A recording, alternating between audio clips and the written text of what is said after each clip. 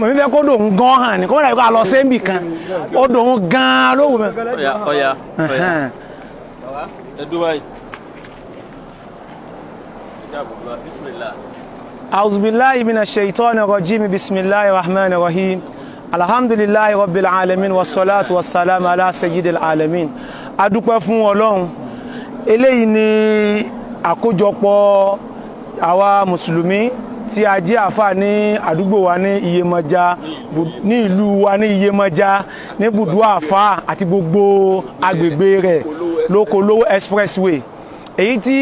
ìròyìn ti kan gbogbo ayé wípé àwọn kan wọ́n ń pera wọn lọ́sùn wọ́n ń pera wọn ní nǹkan kan wọ́n fẹ́ mọ́ wá bọ odò tí ẹ̀ ń wò lẹ́yìn wa yìí bàbá wa Mọ́gàjí Iyemọja tí Ọlọ́run sì jogún ilẹ̀ yìí fún ní àti ẹnu bàbá wa Sẹ́ríkí Mùsùlùmí Sheikhu wallahu ya'simuka minan nas la takhafu darakan wa la takhsha wa la hawla wa la quwwata bàbá Mọ́gàjí Iyemọja àwọn gan náà ni wọ́n wá bá gbogbo ayé sọ̀rọ̀ lérí tí gbogbo wa panupọ̀ látẹnu àti bàbá ọba Ìlọrin tí a fẹ́ lérí ààyè yìí.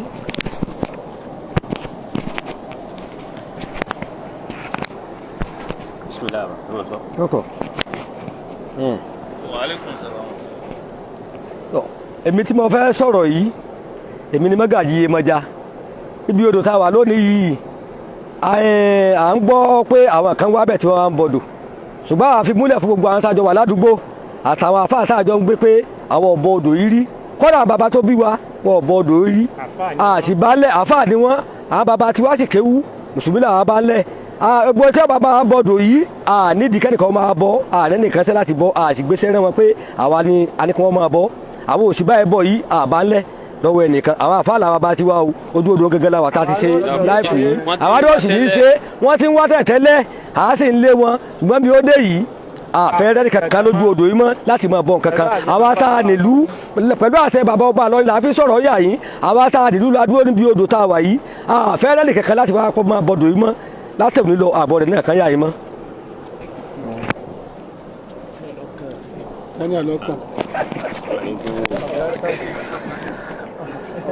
أعوذ بالله من الشيطان الرجيم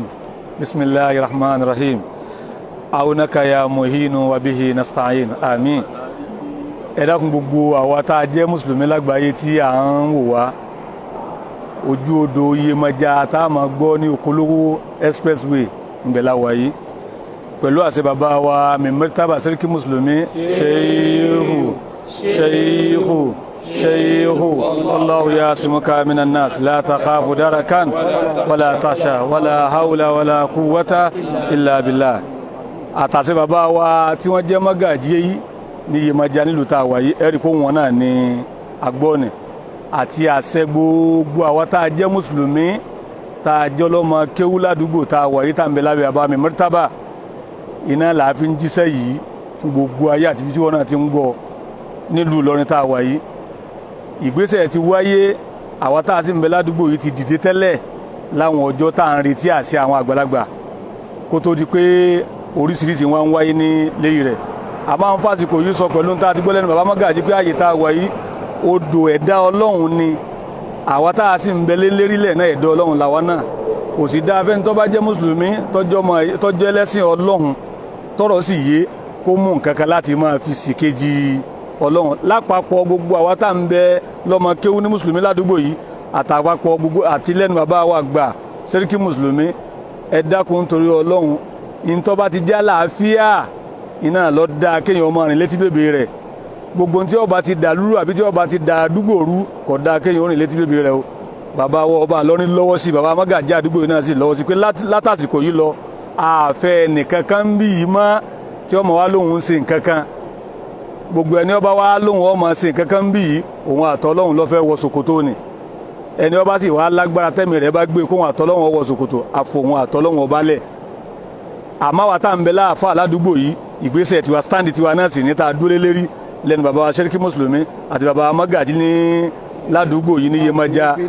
ní Okolówó expressway tá a fi lélẹ̀ bẹ́ẹ̀ ẹ dákun torí Ọlọ́run ká máa kóńkálùkù ọmọ gbégbèsè rẹ̀ ní pẹ̀lẹ́pẹ̀lẹ́ kóńkálùkù ọmọ ṣe ẹ̀sìn rẹ̀ ìlú Ìlọrin ìlú Ìsìlámù ni bàbá wa ọba Ìlọrin sì gba gbogbo ń kálukú láàyè tí ó bá ti dààmú wa àwa mùsùlùmí a sì gbọ́dọ̀ ṣọ̀kan ẹnu wa gbọ́dọ̀ kò pàápàá jùlọ kọ́mọ́ sí mùnáfìkì láàrin wa bí ó bá ti sí mùnáfìkì láàrin wa kankan ò ní ṣẹlẹ̀ bá a bá ti dira wa mú tá a múra wa lóṣùṣù ọwọ́ tá a múra wa lọ́kàn ṣoṣo nǹkan kan tí ó ṣe wò sí ààyè odò òun náà la wà yìí ti ń lọ jẹ́ẹ́jẹ́ rẹ̀ bọ́lọ́run ṣe dáa kọ́dà ihò tí ń hò ní náà àfọ̀mọ́ ọlọ́run ọba náà ní í ṣe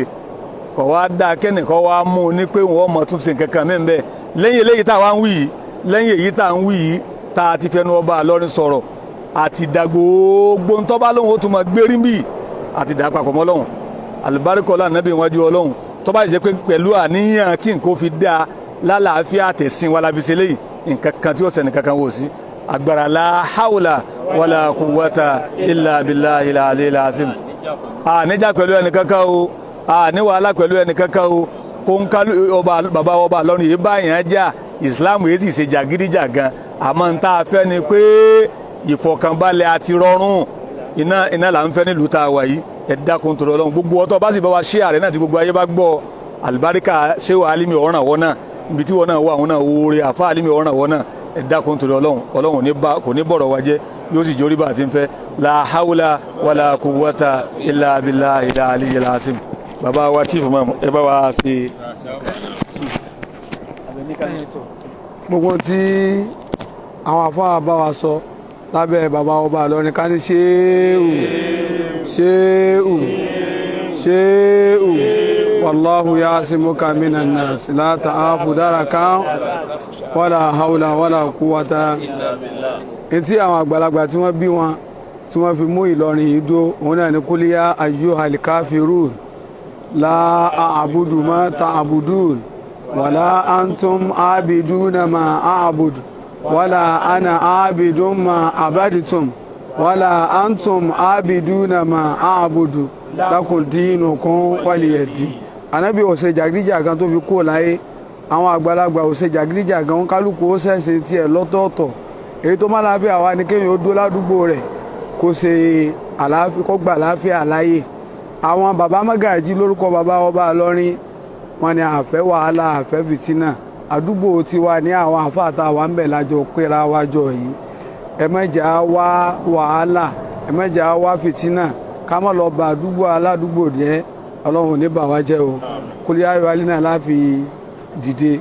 àti Suratul Fatiha lẹ́yìn rẹ̀ ọlọ́run gba àlàáfíà láàyè ní ìlú bàbá ọba Ìlọrin àti gbogbo agbègbè rẹ̀ bùdó àfà gbogbo àwọn Mágàjí tán wà ń bí náà ni wọ́n fọwọ́ sí gbogbo tá à ń ṣe yìí àti gbogbo mùsùlùmí táwa ń bí ọlọmọsá wọlé àná ìmọ̀sá àgbàdo àwa.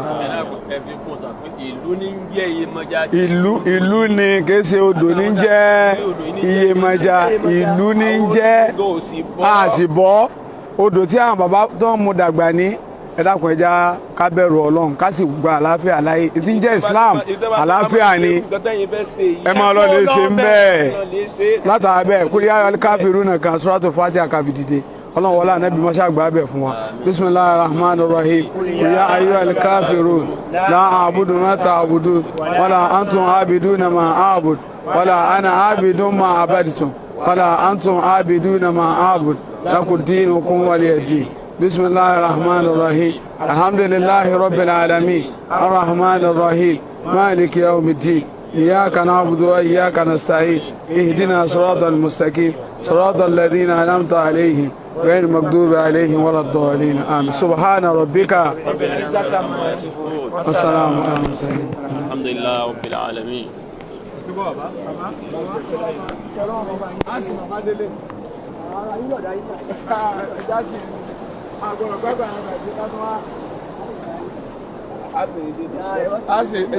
ẹja sì ń dín.